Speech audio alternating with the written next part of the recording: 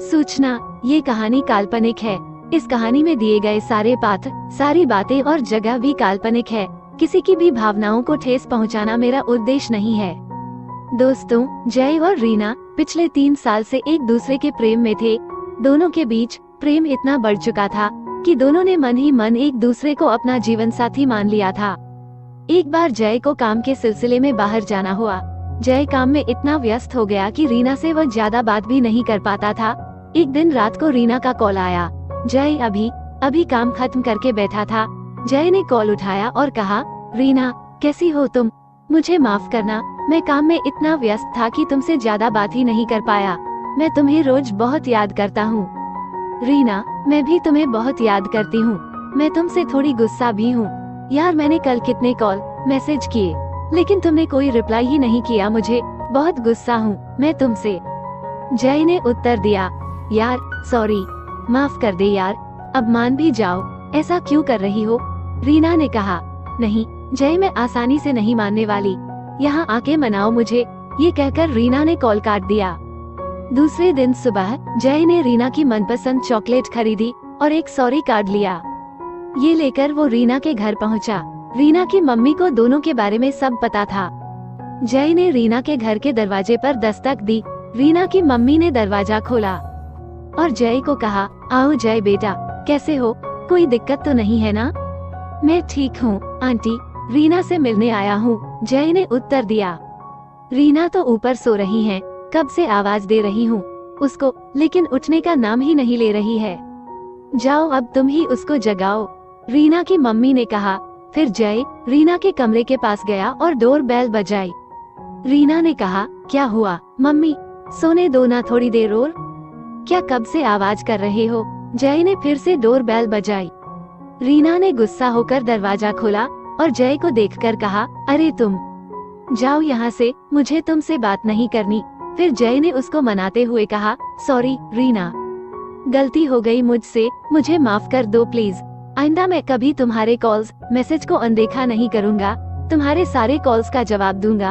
अब तो मान जाओ यार, देखो मैं तुम्हारी मनपसंद चॉकलेट लाया हूँ और ये सॉरी कार्ड। इस बार मान गई हूँ, लेकिन अगली बार ध्यान रखना, कितना भी मनाओगे नहीं मानूंगी मैं, रीना ने कहा। फिर दोनों एक दूसरे से गले मिले और कुछ प्यार भरे पल बिताए। बहुत सारी बातें करने के बाद दोनों ने कुछ पलों के लिए एक दूसरे से विदा ली।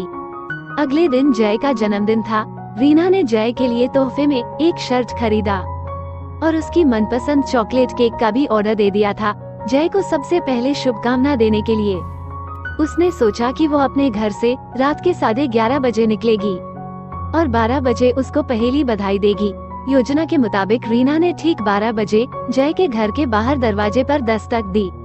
आवाज सुनकर घर के नौकर ने दरवाजा खोला। दरवाजा खुलते है रीना ने पूछा, नमस्ते अंकल। जय कहाँ पर है? सो गया क्या?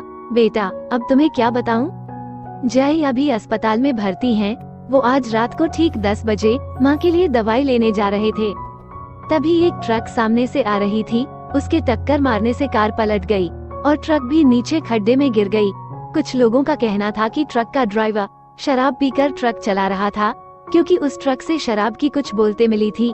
ये बात सुनकर रीना के हाथों से तोहफा और केक जमीन पर गिर गया और रीना के चेहरे पर भारी शोक के बादल छा गए, मानो उसके पैरों तले जमीन खिसक गई। फिर रीना ने अस्पताल का पता पूछा और तुरंत अस्पताल के लिए निकल पड़ी। कुछ समय में वो अस्पताल पहुंच गई। पूछताछ की जगह से उसने जय का कमरा नंबर पूछा और तुरंत कमरे के पास गई। उसने कमरे के अंदर प्रवेश किया और देखा कि जय के मम्मी पापा रो रहे थे। रीना जय के पास गई और उसकी आंखों से भी अश्रु की धारा बहने लगी। जय ने धीमी आवाज में कहा, रीना अपना ध्यान रखना और तुम्हारी इस प्यारी सी आंखों में कभी भी आंसू मत आने देना। अगर तुम मेरी यह बात मानोगी तो मैं समझूंगा कि तुमने मुझे इस जन्मदिन का सबसे कीमती तोहफा दिया है। अलविदा रीना, कहकर जय ने रीना का हाथ पकड़ा और अपनी अंतिम श्वास लेकर इस दुनिया से विदा ली। दोस्तों, हम जिसे प्रेम करते हैं वो हमेशा हमें खुश देखना चाहते हैं। कुछ लोग मैंने देखे हैं जो प्यार में सफलता न मिलने पर या सफलता मिलने के बाद अपने साथी को अगर किसी वजह से वो खो देते हैं तो खुद को संभाल नहीं पाते और खुदकुशी करके खुद ही अपने जीवन को समाप्त कर देते हैं। ऐसे लोगों को मुझे ये संदेश देना है कि जीवन में कभी भी खुदकुशी न करे। जीवन में अगर अपना मनपसंद साथी न मिले या कहीं खो दो तो भी अपने आप को संभालो, क्योंकि जिस व्यक्ति से आप सच्चा स्नेह करते हैं वो व्यक्ति कभी नहीं चाहेगा कि आपको कुछ हो। वो व्यक्ति चाहेगा कि आप अपना ध्यान रखें और अपने आप को खुश रखें, आंसू न बहाए। दोस्तों, मुझे उम्मीद है कि यह कहानी आपको पसंद आया होगा। अगर आपको ये कहानी पसंद आया हो तो अपने दोस्तों के साथ जरूर शेयर कीजिएगा और भी ऐसी कहानियाँ सुनने के लिए चैनल को सब्सक्राइब जरूर कीजिएगा। धन्यवाद।